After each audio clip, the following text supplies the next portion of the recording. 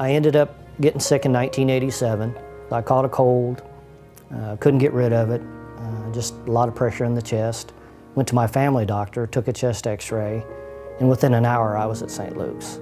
I was 6 years old when my dad first got sick, and we didn't really know exactly what it was. Just literally within 12 hours they're telling me that I need, you know, a heart transplant.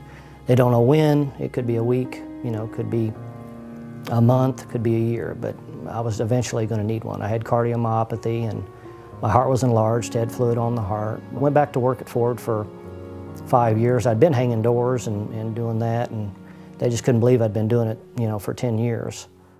Lasted about another 5, and just got to the point where I just couldn't do it anymore. Just got too weak. So went off on medical retirement, stayed at home, got so bad that literally couldn't walk across the room. Got on the heart list. Finally, when I got the call, it was scary but exciting at the same time because I was so depleted and so weak at the time. And went in, got the heart. Man, it just, as soon as I woke up, I could feel the blood flowing through my veins. I hadn't had it in so long. It was like a new beginning. It was like being reborn. The first few years were pretty rough after transplant. I had a lot of rejection. I was allergic to the medicine, gained a lot of weight. But hey, I was alive. You know, I was alive.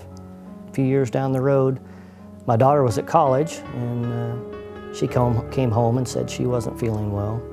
I had a very healthy childhood. I was in soccer, I was on a gymnastics team, I ran track in high school and was on cheerleading squad. And then when I was 21, my junior year in college, I was actually a server at the time, and I noticed all of a sudden the trays, when I'd go to carry them, they were a lot heavier than they used to be, and I couldn't quite figure it out, and I just kind of blew it off. And then came the heart racing, and even when I was just sitting, it was racing all the time. And so I let it go on for a couple of weeks before I said anything, just because I didn't want anyone to worry.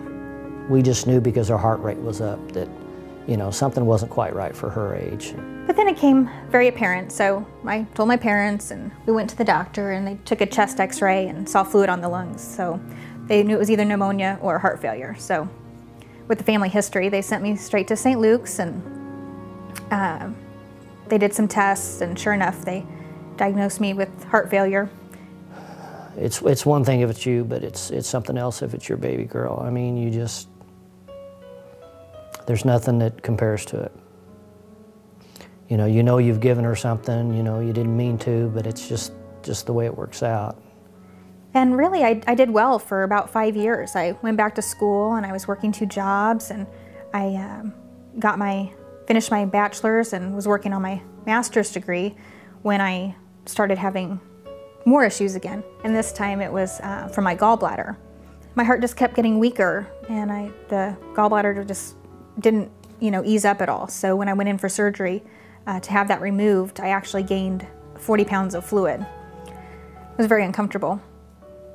And was going into the doctors to have infusions 6 hours a day, 5 days a week to try and get the fluid off. And so I went home on the weekend, and to go a whole weekend without that, I actually ended up going in Sunday night. It was Halloween night, and when they took me back, I ended up going into complete organ failure. So they got me stabilized, and then I was in ICU for quite a while. They adjusted my medicines, and things just didn't quite get any better. So I waited 2 months in the hospital until we got the call, and they told us at 11 o'clock in the morning that they'd found me a match. And at 11 p.m. that night, they took me back. Next thing you know, I woke up, and it was amazing. I could breathe again. This huge weight was lifted. Things were good again. So I was transplanted on January 23rd of 2005, and in October of 2005, I got married. My fiance stood by me with my family through all of this. Just passing her off, it was like, you know, it was almost like that was part of the transplant and everything. It was like, okay, everything's good now. I can, you know, let her go. And then the next year, in December, my dad got news that he needed to have a second heart transplant. I knew I'd been a little tired and had the valve problem, and it finally just got so bad that I needed to be transplanted again. There's nothing they could do for it. And, you know, to have 2 transplants in a family, have 2 donors that give you the gift of life, you know, and then we need a third. It's like, that's just the greatest gift of all. And here we have 3 separate families that give this to us. I mean, thank you isn't enough, you know, a hug's not enough. It's just life. That's just what it is. A year after Mike and I got married, we got a puppy, a little Weimaraner. Her name's Tessa. And we love her as if she's our child. But it's probably about time that we actually start a real family. So my husband and I have decided to use a surrogate. I'm choosing not to pass this on. It runs very prevalent in our family. There are 5 of us total that had cardiomyopathy, and Dad and I are the only ones that have had transplants.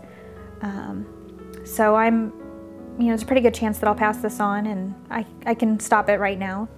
Science and medicine has come a very long way, and without transplantation, my dad and I wouldn't be here, for sure. So it's just through all the research and through everyone's generosity that this is possible, and that our lives were saved along with so many others. And it's truly appreciated, and we're very blessed.